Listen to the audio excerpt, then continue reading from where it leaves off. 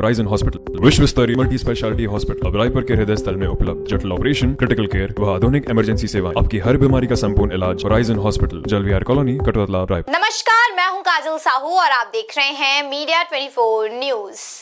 छत्तीसगढ़ में शराब की दुकानें खुल गई है, साथ ही साथ छत्तीसगढ़ की सियासत भी बहुत ही ज्यादा गर्मा गई है। आपको बता दें कि आज पूर्व मुख्यमंत्री डॉक्टर रमन सिंह अपने शीर्ष नेताओं के साथ राजभवन पहुंचे, जहां उन्होंने राज्यपाल अनुसुईया उइके से बातचीत की। उसके बाद उन्होंने शराबबंदी और अन्य मुद्दों को लेकर ज्ञापन भी सौंपा। ज्ञापन सौंपने के बाद वो पत्रकारों को संबोधित कर रहे हैं, तो आइए आपको सुनवाते हैं। अत्यंत व्यथित होकर हम सब आज महामहिम के दरबार में पहुंचे हैं।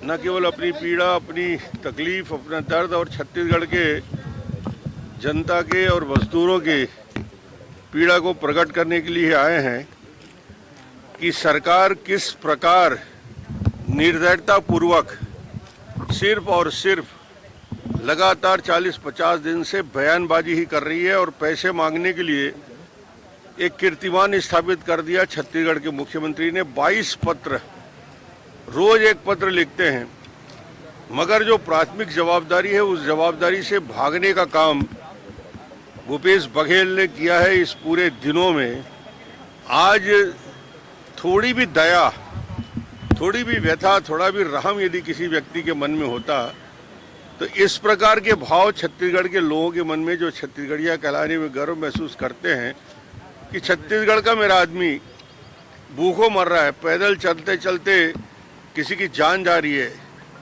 कोई ट्रक से कुचल के मर रहा है और हजारों हजार की संख्या में रोज छत्तीसगढ़ प्रवेश कर रहे हैं पैदल चलते हुए।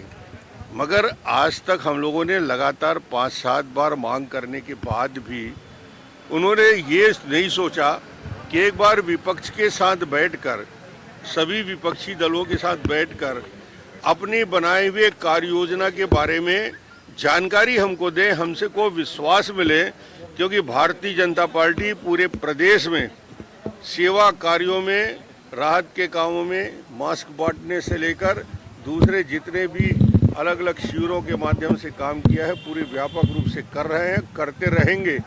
इसमें कहीं भूपेश को पूछने की ज़रूरत नहीं है। सोशल डिस्टेंसिंग के साथ हम वो सब काम करते रहे हैं, मगर आज की हालत को देखते हुए आज भी कोई कार्य योजना इनकी नहीं है।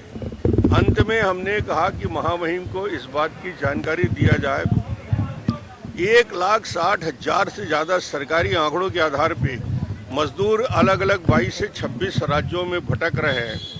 उनके लिए न बस की व्यवस्था, न ट्रेन की व्यवस्था, न कोई कार्य योजना। अभी तक कोई कार्य योजना प्रस्तुत नहीं किया कि 1,60,000 लोगों को लाने के लिए कोई कार्य योजना हमने बनाई है। उस कार्य योजना के बारे में न कोई बात है। दूसरा विषय, गरीब को लूटा जा रहा है। राजस्व बढ़ाने का इससे अद्भुत तरीका कि किसी चीज़ को, कोरोना के लिए यदि लड़ना है तो दारू से पैसा लिया जाए, दारू पे टैक्स लगा दिया। पहली बार ऐसा हो रहा है कि किसी काम के लिए, गौठान के लिए दारू से पैसा वसूला जा रहा है। तो शायद अच्छे नियत से अच्छे काम करना है तो पैसा भी अच्छा होना चाहिए, मगर वहाँ भी गौठान के लिए और इन कोरोना से लड़ने के लिए पैसा लिया जा रहा है।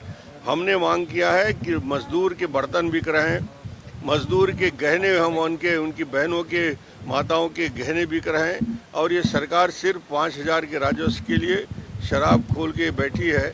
इसको तत्काल छत्तीसगढ़ में इसलिए बंद करें कि आपने घोषणा किया था, आपने जन घोषणा पत्र में इसका वादा किया था। एक स्पष्ट कार्य योजना मजदूरों के लाने के बारे में बनना चाहिए, जिसमें अंतरिम रूप से हमने कहा कि वहाँ भूख मर रहा है।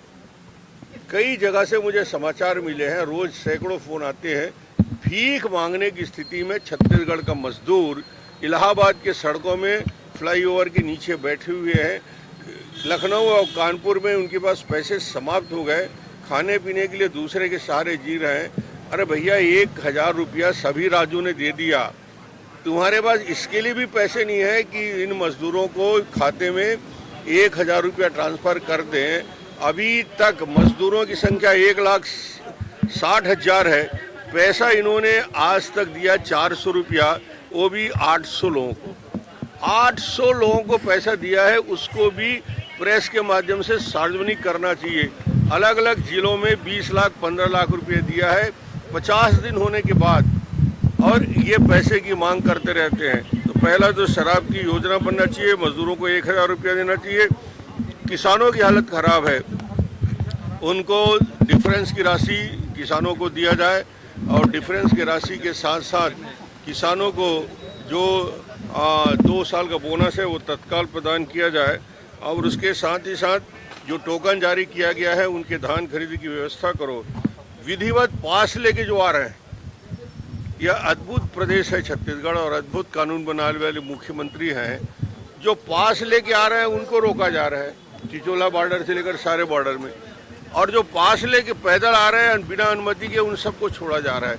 हजारों की संख्या में सब बॉर्डर से लोग प्रवेश कर रहे हैं, उनको कोई रोक नहीं रहा है, कोई थर्मल टेस्टिंग भी नहीं कर रहा है, कोई दूसरे जांच भी नहीं कर रहा है, उनको भी रोक, उनके लिए एक कानून बने। इसके साथ ही साथ सरकार ये श्वेत पत्र जारी करे 50 दिन में, जिला स्तर में, प्रदेश स्तर में मेडिकल इंफ्रास्ट्रक्चर के लिए कितनी राशि खर्च की गई।